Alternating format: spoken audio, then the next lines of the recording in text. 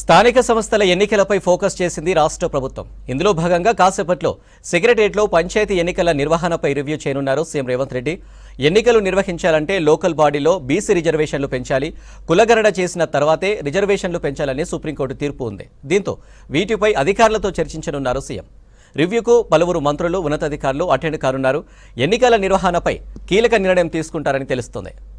Right, ఇక పూర్తి details Yadagiri లైవ్లో అందిస్తారు. యాదగిరి, సీఎం రివ్యూకు సంబంధించి అప్డేట్స్ ఏంటి?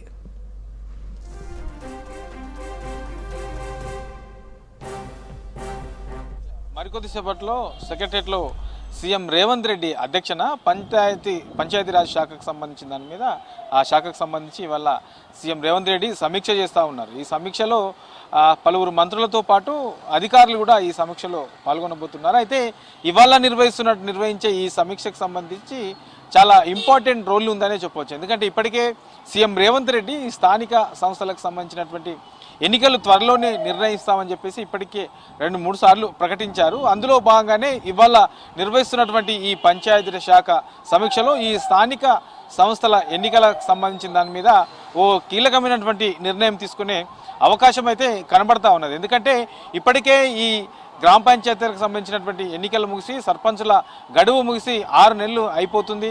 ప్రస్తుతం రాష్ట్ర వ్యాప్తంగా కూడా అన్ని గ్రామ పంచాయతీలు కూడా అధికారుల పాలన కొనసాగుతూ ఉన్నది. ఇక ఎంపీటీసీలు, జడ్పీటీసీలకు సంబంధించి కూడా గడువు ఈ నెల